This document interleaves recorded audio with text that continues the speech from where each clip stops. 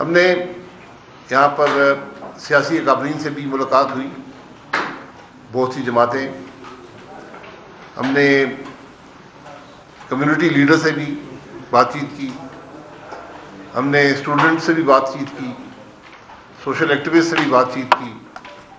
تو پورے 2 دن ہم نے یہاں پر ہر سوچ، ہر فکر، ہر طبقے کے لوگوں سے بات کی کہ یہ پتہ کر سکیں کہ آج یہ حالات کیوں ہیں اور ان کے حل کیا ہیں۔ سیاسی طور پر جو بلوچستان کے حالات ہیں پاکستان کے حالات کے اس سے مختلف نہیں ہیں۔ آج جو ملک میں سیاسی انتشار ہے وہی انتشار صوبہ بلوچستان میں بھی ہے، اور جب تک ہم اس انتشار کو حل نہیں کریں آگے نہیں بڑھ سکیں گے، نہ معاشی طور پر بڑھ سکیں گے، نہ سیاسی طور پر بڑھ سکیں گے، نہ ایک ملک اور ایک قوم کی حیثیت سے آگے بڑھ سکیں گے۔ آج ہم سب کی ذمہ داری ہے کہ اس معاملے کا کوئی حل تلاش کریں۔ سوال یہ آئے گا کہ حل ہے کیا؟ آج بلوچستان کا نوجوان مایوس ہے، اس حد تک مایوس ہے کہ وہ بندوق اٹھا کر پہاڑ کا رخ کر چکا ہے۔ ہمیں اس کے دکھ درد کو سننا ہے، اس کو حل کرنے کی کوشش کرنی ہے۔ کوئی پاکستانی بھی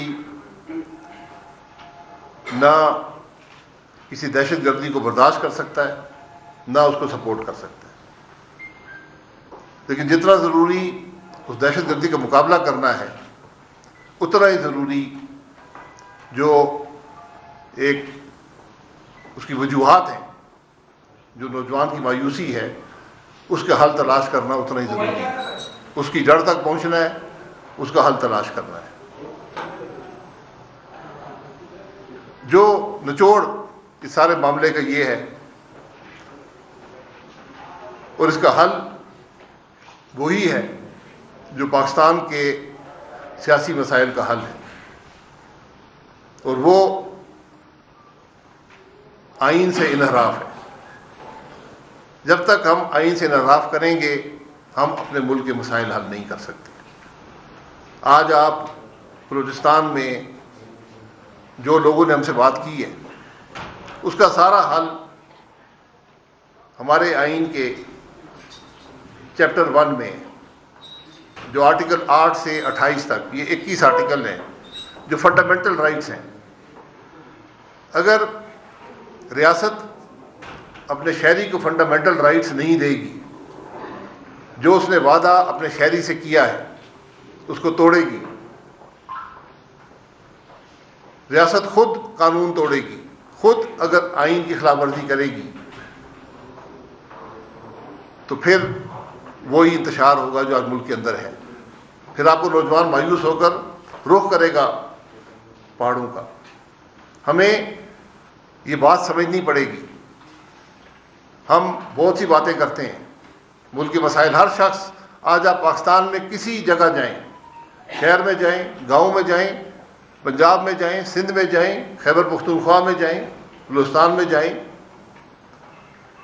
گلگت بلتستان میں جائیں، آزاد کشمیر میں جائیں، لوگ یہی سوال کرتے ہیں، یہی انتشار وہاں پر ہے۔ لوگ یہی سوال کرتے ہیں کہ حل کیا ہے؟ حل سب کا ایک ہے، جب تک ملک میں قانون کی حکمرانی نہیں ہوگی ملک ترقی نہیں کر سکے گا۔ ہمیں بہت خام خیالی ہے۔ آج میں وزیر اعظم صاحب کو 10 بستہ گزارش کروں گا، آپ اس عہدے پر ہیں، آج آپ کی ذمہ داری ہے کہ جو سوشل کانٹریکٹ اس ملک کے شہریوں سے جس کا تحفظ کرنا آپ کے حلف میں شامل ہے، آج ہر آئینی عہدیدار، چاہے وہ سیاست میں ہے، چاہے وہ حکومت میں ہے، چاہے وہ فوج میں ہے، چاہے وہ عدلیہ میں ہے، اس نے آئین کے تحت ایک حلف اٹھایا ہے، اور اس حلف کا ایک بنیادی نقطہ جو ہے، جو کامن نقطہ ہے ان تمام حلف میں، جو ہمارے آئین کا حصہ ہیں، وہ آئین کا تحفظ ہے۔ کیا ہم فنڈامنٹل رائٹس کا تحفظ کر سکیں یا نہیں؟ یہ آج اس ملک کے ہر سیاستدان کے لیے سوال ہے۔ اگر آپ تحفظ نہیں کر سکے تو پھر آپ کو شکوے کی گنجائش بھی نہیں ہے، پھر انتشار ہوگا۔ یہ آج ہم سب کی ذمہ داری ہے کہ بلوچستان کے حالات کو سمجھیں، بلوچستان کا نوجوان جو بات کر رہا ہے اس کو سنیں۔ یہ وہی بات ہے جو خیبر پختونخوا کا نوجوان کر رہا ہے، جو پنجاب کا نوجوان کر رہا ہے، جو سندھ کا نوجوان کر رہا ہے، جو گلگت بلتستان کا نوجوان کر رہا ہے، جو آزاد جموں کشمیر کا نوجوان کر رہا ہے۔ یہ ہم آئین کو ایک کتاب سمجھتے ہیں جس کو اپنے مقاصد کے لیے استعمال کرنا چاہتے ہیں، لیکن آئین جہاں پر آپ کو اختیارات دیتا ہے وہاں پر آپ کو بے پناہ ذمہ داری بھی دیتا ہے، اور سب سے بڑی ذمہ داری اس ملک کے عوام سے جو آپ نے وعدہ کیا ہے، جو سوشل کانٹریکٹ کیا ہے، وہ ذمہ داری فنڈامنٹل رائٹس کی ذمہ داری۔ جو ملک فنڈامنٹل رائٹس اپنے عوام کو مہیا نہ کر سکے، جب ریاست خود فنڈامنٹل رائٹس کو وائلیٹ کرنا شروع کر دے، وہ ملک آگے نہیں چل سکتا۔ جب اس بات کا احساس اس ملک کے ارباب اقتدار اور ارباب اختیار کو ہوگا تو آپ کو ملک کے مسائل کا حل ملے گا، اسی دن آپ کو بلوچستان کا حل ملے گا۔ یہ ہم نے یہاں جس سے ملاقات کی ہے، بات یہیں پر آ رکتی ہے۔ فنڈامنٹل رائٹس کی وائلیشن ہے ملک کے اندر۔ آپ جس کا نام لیں، جو جیل میں ہے، جو نہیں ہے، آج جو ملک کے حالات ہیں یہ بنیادی طور پر فنڈامنٹل رائٹس کی وائلیشن سے پیدا ہوئے ہیں۔ اگر اس بات کا احساس آپ نہیں کریں گے تو میں حقیقت سے آپ کو کہتا ہوں، نہ معیشت چلے گی، نہ ملک آگے چل سکے گا، پھر ہم بعد میں پچھتائیں گے۔ ہم نے یہ دیکھا ہے، تاریخ کے سبق ہم بھول جاتے ہیں، تاریخ کے سبق بڑے تلخ ہیں، لیکن آپ اس کو دہرانا نہیں چاہتے۔ اس کو دہرانا بہت بڑی غیر ذمہ داری ہوگی۔ آج ضرورت اس بات کی ہے، ہمارے اس دورے کا نچوڑ یہی ہے کہ اس ملک کے عوام کو ان کی فنڈامنٹل رائٹس دیں، ان کو وائلیٹ مت کریں۔ یہ سوشل کانٹریکٹ جس کو ہم آئین کہتے ہیں، اس کو مت توڑیں۔ یہ ذمہ داری اس ملک کے سیاستدانوں کی ہے، جو آج جیسے بھی ہیں، فارم 47 ہے، جو بھی ہیں، وہ ایک طرف اس وقت کے لیے رکھ دیں۔ آج وہ اس اقتدار کی کرسی پہ بیٹھے ہیں جس کی طلب ان کو تھی، انہوں نے حاصل کر لی ہے۔ اس کرسی کے ساتھ جہاں پر طاقت آتی ہے وہاں ذمہ داری بھی آتی ہے۔ وہ ذمہ داری آئین میں لکھی ہوئی ہے جس کا تحفظ کرنا آپ نے حلف اٹھایا ہے، اللہ کو حاضر ناظر جان کر۔ یہ آج ملک کے مسائل کا حل ہے۔ باقی باتیں میں بہت سی کر سکتا ہوں، اس ڈیٹیل میں نہیں جاتا، اگر آپ کو کوئی سوال ہے تو۔ بھائی صاحب، قانون کی بات آپ نے کی ہے، 2018 کے الیکشن دیکھیں، 2024 کے الیکشن دیکھیں، اس 10 سال کے پیریڈ سے پہلے اگر بلوچستان کے حالات دیکھیں تو اس قدر خراب نہیں تھے، حالات خراب تھے لیکن اس نئے تک نہیں پہنچے تھے۔ آج آپ نے خود بار روم میں اس بات کا اعتراف کیا ہے کہ چیف جسٹس جو ہے وہ ایک آئینی درخواست نہیں سن سکتا، تو قانون کون اس پر عمل داری کرائے گا جب چیف جسٹس ایک آئینی درخواست نہیں سن سکتا؟ یہی وہ حقیقت ہے، اسی میں بات کر رہا ہوں نا۔ آئینی ترامیم بڑی ذمہ داری سے کی جاتی ہیں، اس کا اثر ملک پر کیا ہوتا ہے وہ دیکھنا پڑتا ہے۔ تو آئین ہم نے اس کو ایک ہلکی چیز سمجھ لیا ہے، اس کو ایک بڑی غیر ذمہ داری سے ہم آئین کی بات کرتے ہیں۔ ملک آئین کے بغیر نہیں چلتے، کیونکہ یہ ریاست اور شہری کے درمیان رشتہ ہوتا ہے۔